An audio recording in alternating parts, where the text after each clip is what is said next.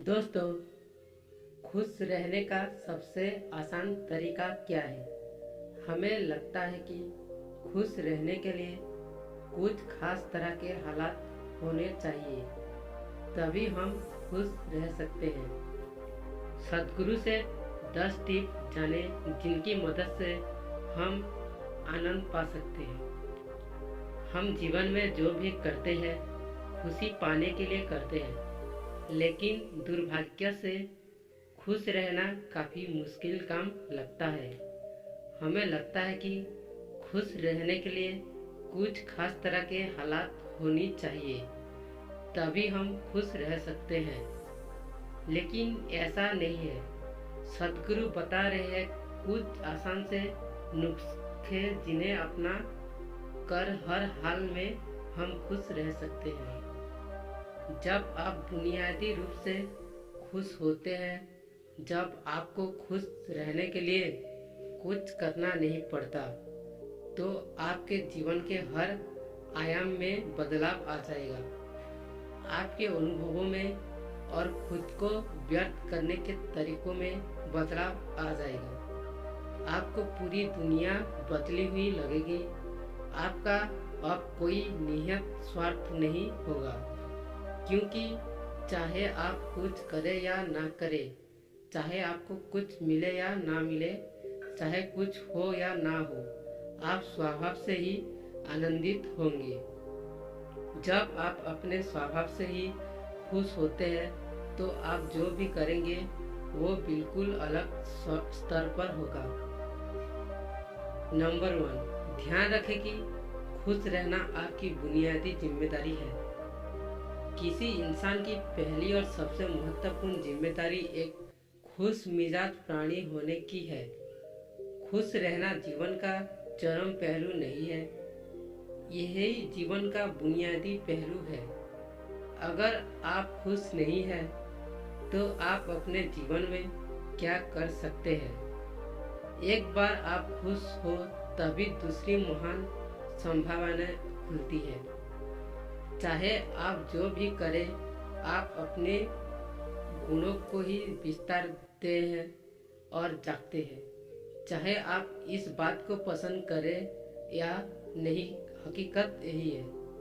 जब तक कि कोई महत्वपूर्ण चीज़ आपके भीतर घटित नहीं होती, आप दुनिया के लिए कुछ बहुत महत्वपूर्ण नहीं कर सकते। इसलिए अगर आप दुनिया के बारे में चिंतित हैं, तो पहली चीज़ आपको ये करनी चाहिए कि खुद को एक खुश मिजाज प्राणी में रूपांतरित करें। नंबर 2, पहचाने कि खुशी आपकी मूल प्रकृति है। इससे कोई फर्क नहीं पड़ता कि आप अपने जीवन में क्या कर रहे हैं, चाहे वो कारोबार हो, सत्ता, शिक्षा या सेवा। आप ऐसा इसलिए कर रहे हैं क्योंकि आपके भीतर कहीं गहराई में एक भावना है कि इससे आपको खुशी मिलेगी। इस धरती पर हम जो कुछ भी करते हैं वो खुश रहने की इच्छा से करते हैं, क्योंकि ये हमारी मूल प्रकृति है। जब आप बच्चे थे तो आप यूं ही खुश थे, वही आपकी प्रकृति है। खुशी का स्रोत आपको भीतर है। आप उसे हमेशा के लिए एक जीवंत अनुभव बना सकते हैं। नंबर 3, चीजों का महत्व पहचानें। आज सुबह क्या आपने देखा कि सूर्य बहुत अद्भुत तरीके से उगा? फूल खिले, कोई सितारा नीचे नहीं गिरा। तारामंडल बहुत अच्छी तरह काम कर रहे हैं, सब कुछ व्यवस्थित है। आज सचमुच ब्रह्मांड बहुत बढ़िया तरीके से काम कर रहा है, मगर आपके दिमाग में आया किसी विचार का एक कीड़ा आपको ये मानने पर मजबूर कर देता है कि आज बुरा दिन है। कष्ट मुख्य रूप से इसलिए होता है कि क्योंकि ज़्यादातर इंसान इस जीवन के प्रति सही नज़रिया को खो बैठे। उनकी मनोवैज्ञानिक प्रक्रिया अस्तित्व की प्रक्रिया से कहीं बड़ी हो गई है, या सीधी कहे तो अपनी रचना को सृष्टा की सृष्टि से कहीं अधिक महत्वपूर्ण बना दिया है। यह सारी पीड़ा को बुनियादी स्रोत है। हम इस बात की पूरी समझ खो बैठे हैं कि यहाँ जीवित रहने के क्या मायने हैं। आपके दिमाग में आया कोई विचार या आपके मन की कोई भावना फिलहाल आपके अनुभव की प्रकृति को तय करती है, और यह भी हो सकता है कि आपके विचार और भावना का आपके जीवन की सीमित हकीकत से कोई लेना देना ना हो। पूरी सृष्टि बहुत बढ़िया तरीके से घटित हो रही है, मगर सिर्फ एक विचार या भावना सब कुछ नष्ट कर सकती है। नंबर 4, मन या दिमाग को उसके असली रूप में देखें। जिसे आप मेरा मन कहते हैं वो असल में आपका नहीं है। आपका अपना कोई मन नहीं है। कृपया इस पर ध्यान दें। जिसे आप मेरा मन कहते हैं वो बस समाज का कूड़ेदाना है। कोई भी और हर कोई जो आपके पास से गुजरता है वो आपके दिमाग में कुछ ना कुछ डाल जाता है। आप वाकई ये चुन नहीं सकते कि किससे आपके चीज़ें ग्रहण करनी है और किससे नहीं करनी। अगर आप कहते हैं मुझे यही व्यक्ति पसंद नहीं है, तो आप किसी भी और से ज़्यादा उस इंसान से ग्रहण करेंगे। आपके पास कोई चारा नहीं है। अगर आपको इस बात की जानकारी हो कि उसे ठीक करके कैसे इस्तेमाल करना है, तो ये कूड़ेदाना उपयोगी हो सकता है। असर और जानकारी का ये ढेर जो आपने जमा किया है वो सिर्फ दुनिया में जीवित रहने के लिए उपयोगी है। आप कौन है इससे उसका कोई संबंध नहीं है। नंबर 5, मन से अपने बुनियादी अस्तित्व की ओर बढ़े। जब हम किसी आध्यात्मिक प्रक्रिया की बात करते हैं तो हम मन से अपने बुनियादी अस्तित्व की ओर जाने की बात करते हैं। जीवन का संबंध इस सृष्टि से है जो यहाँ मौजूद है। उसे पूरी तरह जानना और उसके असली रूप में उनका अनुभव करना, अपने मन मुताबिक उसे विकृत ना करना ही जीवन है।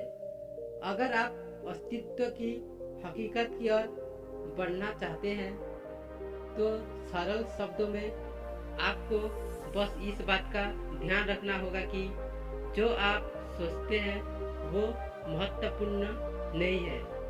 जो आप महसूस करते हैं वो महत्वपूर्ण नहीं है।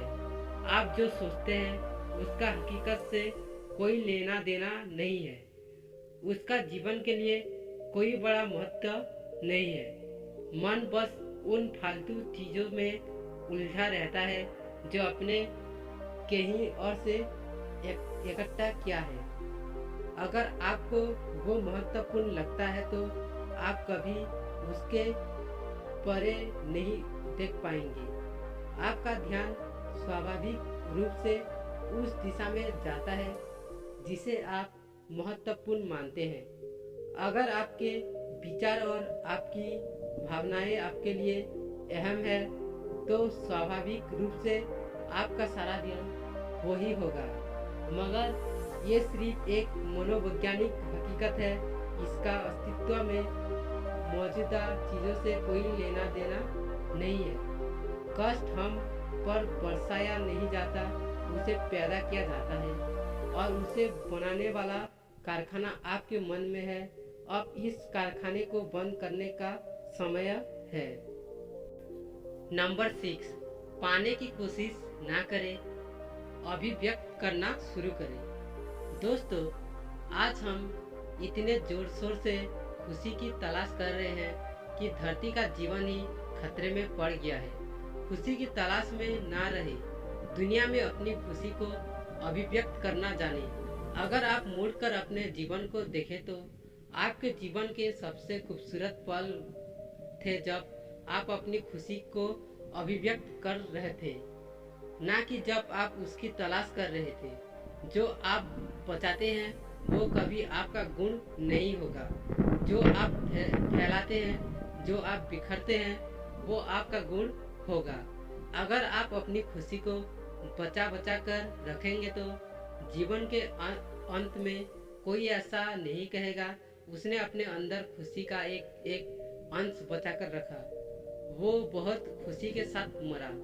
वे कहेंगे ये भयानक प्राणी अपनी जिंदगी में कभी मुस्कुराया तक नहीं। लेकिन अगर आप हर दिन अपनी खुशी और प्यार को फैलाएंगे तो लोग कहेंगे अरे वो एक खुशमिजाज और प्यार करने वाला इंसान। नंबर 8, खुद को याद दिलाइए। बहुत से लोगों को ये सब भूलने में बस घंटा भर लगता है और जल्दी ही उनका रेंगने वाला दिमाग किसी को काटने के लिए आतुर हो जाता है। इसलिए हर घंटे खुद को एक खुराक दे जीवन की अहमियत याद दिलाए।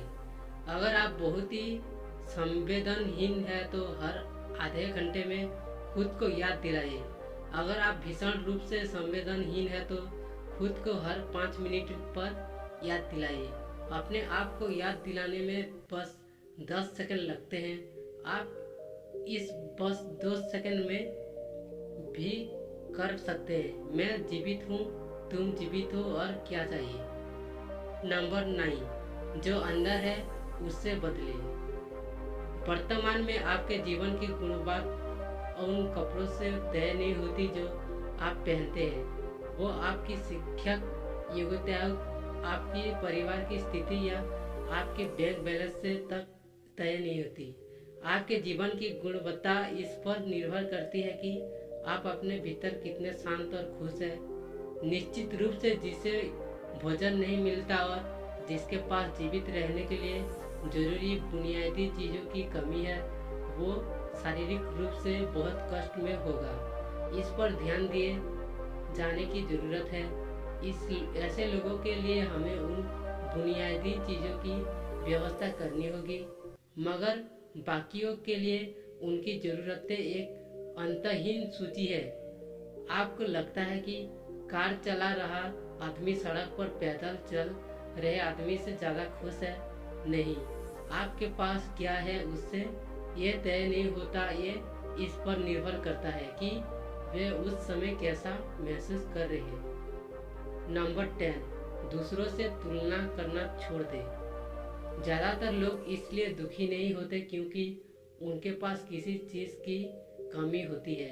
वे दुखी इसलिए होते हैं कि वे खुद के तुलना किसी और से करते हैं। आप एक मोटर बाइक चला रहे हैं, आप किसी को मर्सिडीज चलाते देखते हैं और खुद को दुखी कर लेते हैं। साइकिल पर चलने वाला कोई व्यक्ति आपको मोटर बाइक पर देखता है और ये उसके लिए लिमोसिन है। पैदल चलना कोई व्यक्ति साइकिल को देखकर सोचता है अरे वाह, मगर मेरे पास सिर्फ ये साइकिल होती तो मैं अपनी ज़िंदगी में क्या क्या कर लेता। ये एक बेवकूफ़ान खेल है जो चलता रहता है।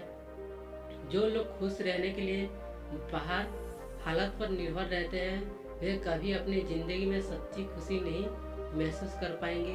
निश्चित रूप से अब समय है कि हम अपने अंदर झांकें और देखें कि हम किस तरह खुशहाली में रह सकते हैं।